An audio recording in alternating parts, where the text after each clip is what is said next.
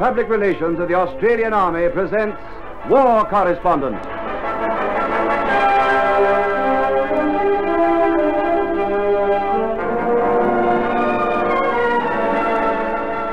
Your name is Mike McCann. You're a war correspondent. For the people of this atomic time who know that peace belongs only to the prepared, you tell these stories of the Australian Army on active service. Your name is Mike McCann, war correspondent.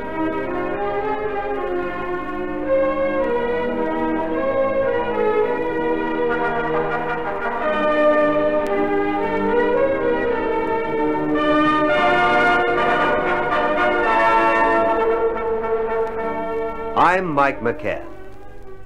A great deal has been written and spoken about the major battlefields of the Second World War. And quite often, brief actions have been bypassed, overlooked, perhaps forgotten. But they've not been forgotten by the men who took part in them, because while they may have been brief, they didn't lack action and heroism. One such action took place towards the end of January 1942, when the Japanese were a triumphant force flooding south towards Australia. It was the battle in which Australians serving in a militia unit first went into action on Australian territory. The Australian territory was the crescent-shaped island of New Britain, manned by Australian troops as part of the plan to have a string of island observation posts beyond the Australian mainland's northern frontier. The place where the Australian militia first hit back at the enemy was Rabaul, the small tropical township on the northeastern tip of New Britain. The battle for Rabaul was a one-sided affair because of the overpowering strength of the Japanese. The Australian forces consisted of the 2nd 22nd Battalion of the AIF, a detachment of the New Guinea Volunteer Rifles, small units of artillery, a detachment of the 2nd 10th Field Ambulance, and other units. The Japanese, determined to overrun the small garrison, dispatched a convoy of 30 vessels, escorted by 2 battleships and 2 carriers. Swarms of aircraft preceded the invasion fleet. But before the Japanese sledgehammer blow was delivered, the Australians resolved to sell themselves dear.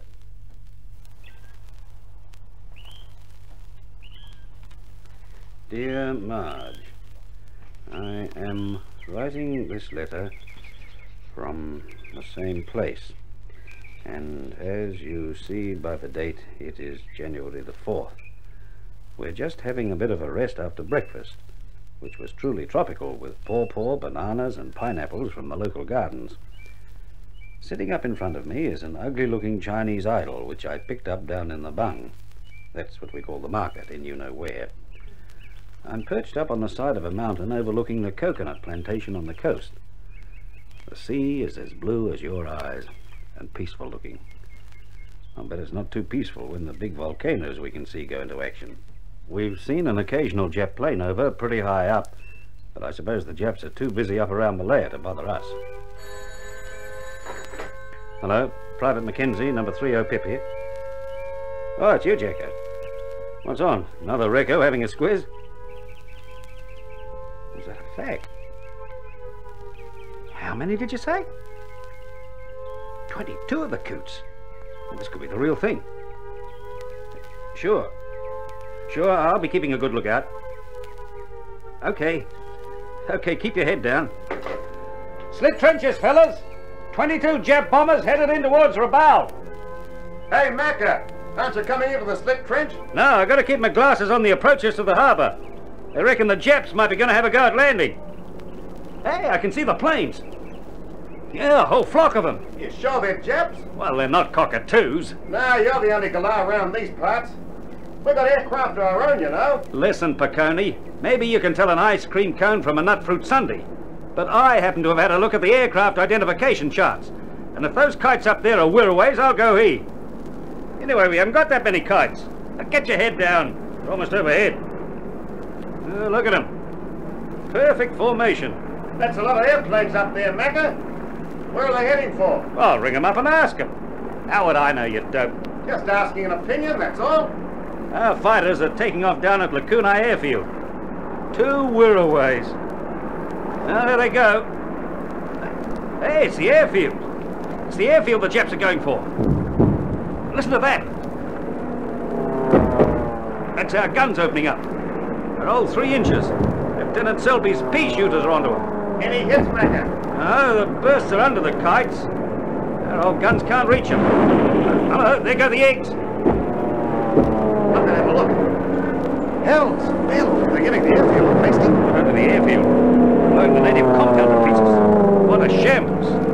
What a shambles. There's a couple of whereaways won't get near it. Blind Freddy can see that. You have to hand it to him. Having a go. What a mess. Ah, there they go. They've done the job. They did a proper job on that airfield, Piccone. You know what that means, don't you? I'd say it means they're making sure we're not going to use our aircraft against them. Don't be Uncle Willie. It means they're going to take this joint. Next time, paratroopers. Thousands of jet paratroopers dropping out of the sky. You see if I'm not right. Yeah, you could be right. I think I'll go and give my bayonet a bit of a touch-up. Number 30 Pip here, Private Mackenzie. Right, you, Jacko. All clear? Good. Yeah, I can see it burning. Many killed? 15 natives, eh? Yeah, bad show. Looks as though she'll be on any time now. What's that? Fair dinkum. Oh, what do you know, eh? I'm just dropping a line to Marge, I'll tell her. Real history makers, aren't we? We just had a bit of an interruption, so I'll finish up now. Can't tell you much about it now, but I'll just mention that our Ack battery has been in action, which means we're the first militia unit to go into action against the Japanese on Australian territory. I always told you Lieutenant Selby's outfit would make history, didn't I? Hope the censor lets that through. So, for the present...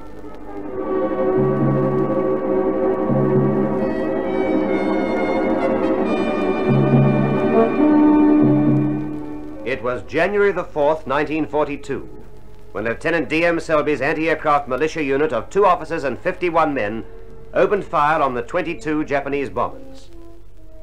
Later in the day, the enemy returned with 11 flying boats, further to strafe the Lakunai airfield. And in the tense days that followed, the Japanese bombing reconnaissance planes continued to visit Rabaul, until on January the 21st, after a raid by 120 enemy aircraft lasting 3/4 of an hour, a message was received from an Allied Catalina flying boat.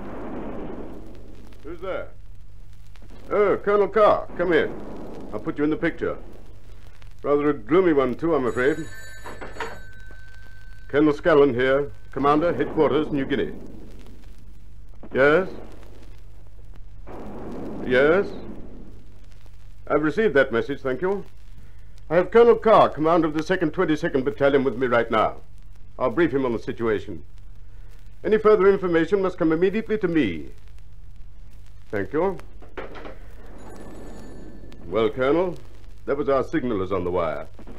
Earlier, they intercepted a message from a Catalina flying near Kavieng that a large Japanese invasion force is headed towards Rabaul. Now, the picture appears to be this. The invasion force is escorted by 4 cruisers. Once they arrive here, and I expect them to reach here about 2000 hours tonight, they can lie offshore and pound our troops along the foreshore of Simpson Harbor here. Let's look at this map. You see that Malaguna Camp is exposed to fire from the sea. Our chaps would be massacred by naval gunfire if we left them there, so we must prepare for immediate movement. Now, here's what we'll do.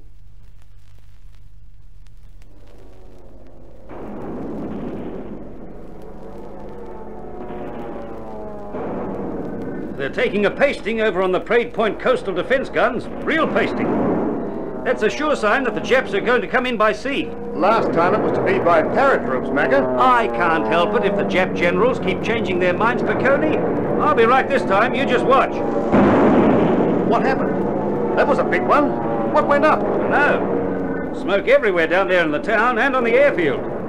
I'll give Jacko a ring down at headquarters and ask him what's doing. That's you, Jacko? What's going on? What?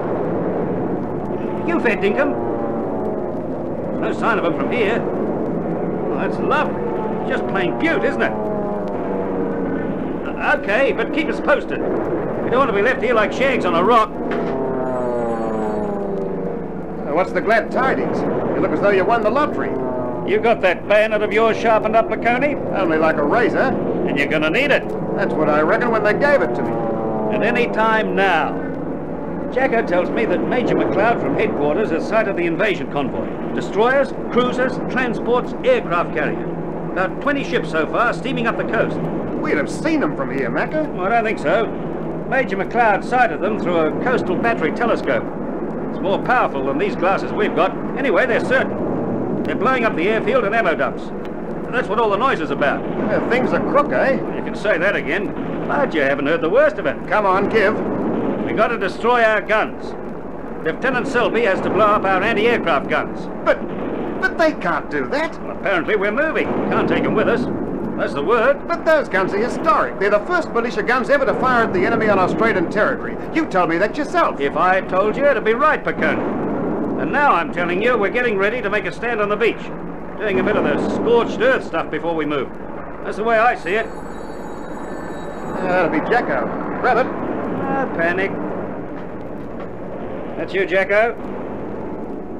Yeah. Yeah. Sure. Looks like the balloon's up, eh? No, can't hear it yet. Sure we're ready. Ready right now. Okay, be seeing you. Quick, McConey. We gotta move. There'll be a truck along any minute to pick us up. No panic, you said. Have the Japs landed? How would I know? I'm not General Tojo. All I know is that we gotta be ready to move. Is that a truck coming?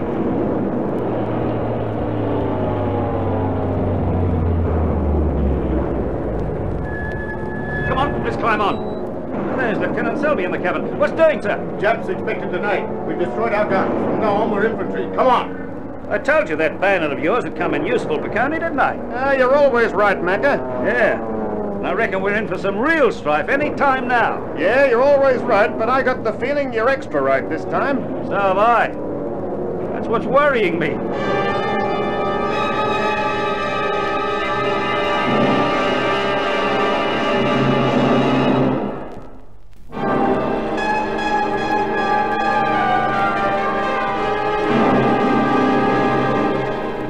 As the massive Japanese South Seas force steamed towards Rabaul, the handful of defenders prepared to make their stand.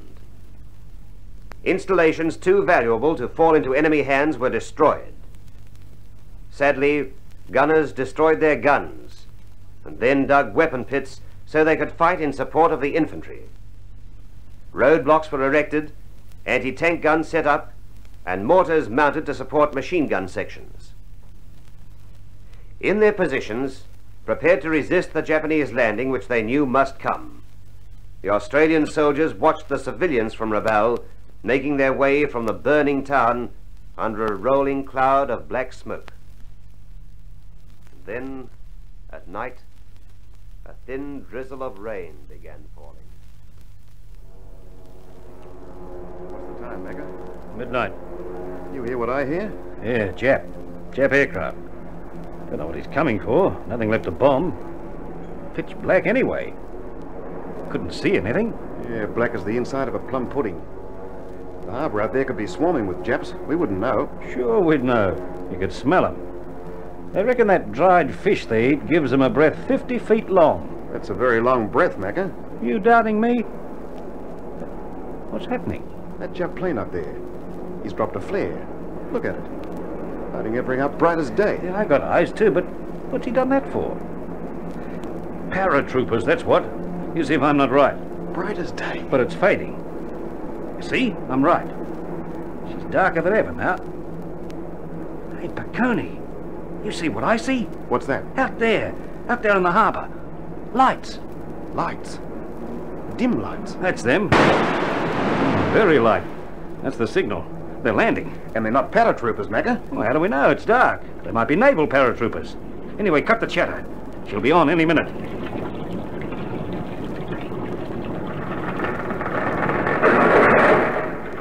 Here they come. Do you see them now? Yeah, I see them. I see them against the glow of that fire across the harbour. They're onto the beach. They've landed. Yeah, look at the coots. They don't know we're here. There's a joker with a torch. How's his form? I don't mind, so long as he keeps it on long enough for me to get him into the sights. Hold it. We gotta hold it till they get ashore. Which is now. Come on, into him.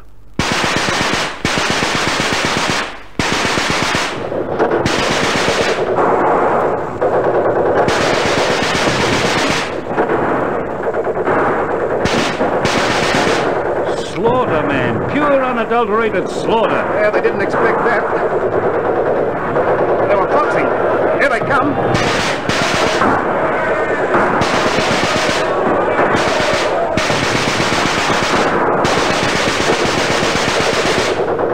Slaughter.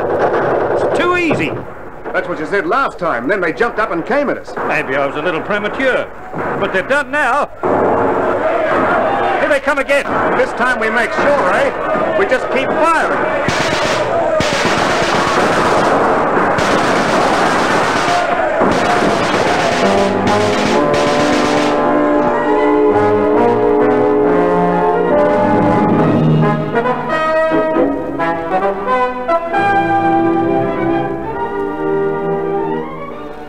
They held the beach.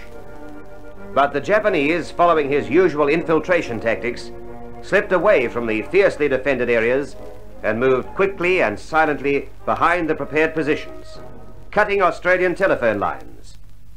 And just before dawn, it became obvious that initial landings had been made to test the strength of the defenders. We've knocked them all over here, Piccone. And yet there's firing behind us. I think perhaps they've withdrawn from this part of the beach, Macca. Yeah, they're more sensible than I thought they were. Get onto that, Piccone.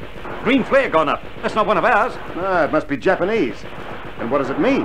One of two things. They're withdrawing or they're advancing. Take your pick. No need. Have a look near that ship burning in the harbor. What do you make of it? Hell's bells. Transports. Big ones, too. 1, 2, 3, 4, 6, 8. Oh, get on them, will you? A whole fleet of them coming in. It seems the attack is only beginning. It's growing lighter. Yeah, too light. We can expect the jet fighters and bombers in after us soon. Look, it's real light in the east. Never mind about the east, Macca. Have a gig out at the harbor entrance. Look at that. The whole Jap fleet. Hell's bells. How many? 31, I count. Warships and all. And landing barges all round the harbor. There's enough Japs here to eat us. You're joking, I hope. Don't be too sure. Hey, get onto that, will you? One of that convoy's moving right in. Gonna tie up at Government Wharf. And the warships are opening up on us. It was better in the night. Those warships couldn't see us, and we couldn't see how many Japanese there were. And here come the aircraft. And there's the sergeant signaling us to leave this position. You wouldn't need to be a military strategist to know that'd be on. That's for sure. But where to now? Well, there's only one way we can go, Piccone. And that's that way, back into them there hills. Come on, let's get with the rest of the boys.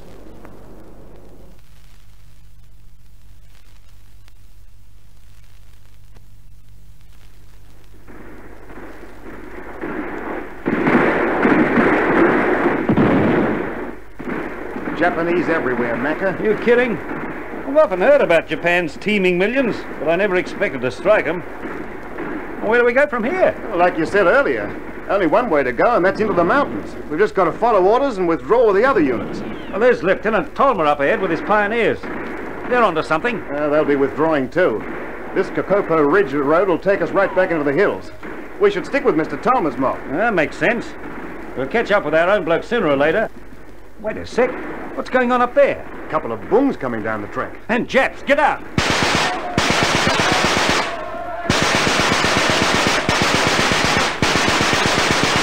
The two booms have gone down, the mugs. They were guiding those Japs down, leading them down into our positions. They were natives from the German mission. They're dead as mutton now. How many? 2 natives and about 10 Japs. Mr. Tolmer and his blokes did them over like a turkey dinner. The German missionaries have been working with the Japs, mate.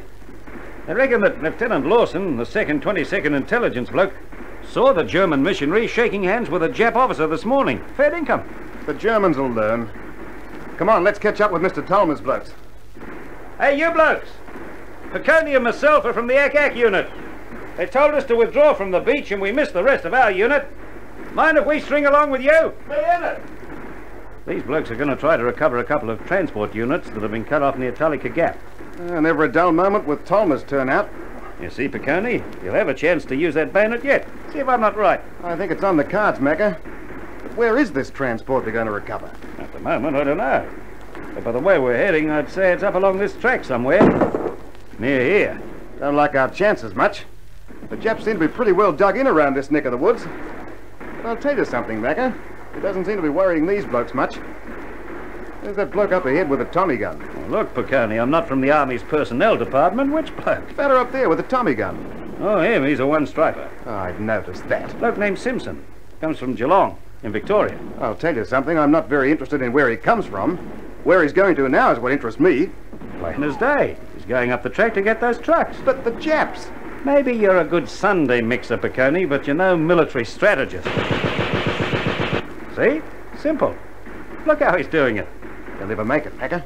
Well, it's risky. Risky? The whole Japanese army could be hidden in there behind that jungle cover. That's the risk. Look how he's using that cover. Yeah, he's moving like a shadow through that timber.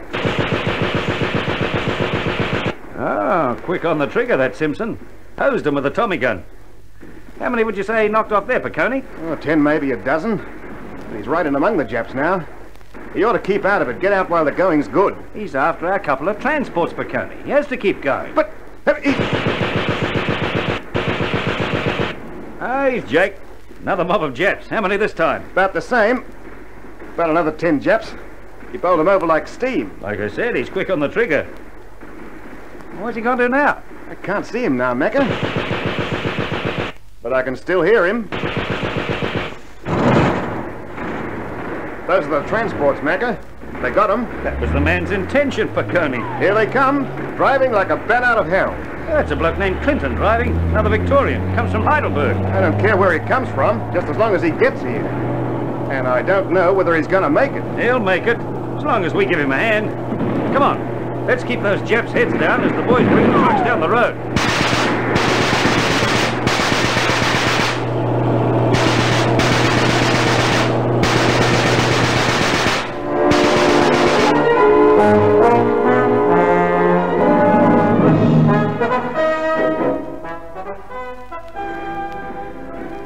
Made it. Like I told you, no problems. The job's done. Yeah, but where to now? Not much choice, mate. Just away from the Japs. Come on, let's keep up with the mob. Sure, that suits me. Look at those Japs back there coming out of the jungle like moths out of a mink coat. Like I said, they've landed enough Japs on this island to sink it. The only thing left for us to do is to put plenty of lead inside them so the job will be done quicker.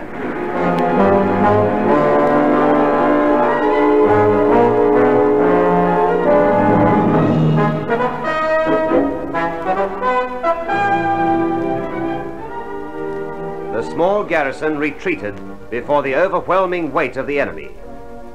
And the heroism of soldiers like Corporal A.B. Simpson of Geelong, Victoria, Private F.R. Clinton of Heidelberg, Victoria, Lieutenant A.R. Tolmer of Brighton, Victoria, could not stem the flood. The garrison was forced into the mountains, split into many small parties, continuing to resist until they escaped to Australia or were captured and massacred or imprisoned. Of the 1,400 Australians who resisted that major Japanese force in January 1942, only 400 made their way to Australia. But the sacrifice was worthwhile. Small and brief though the battle for Rabaul may have been, it gained precious time for the Allies.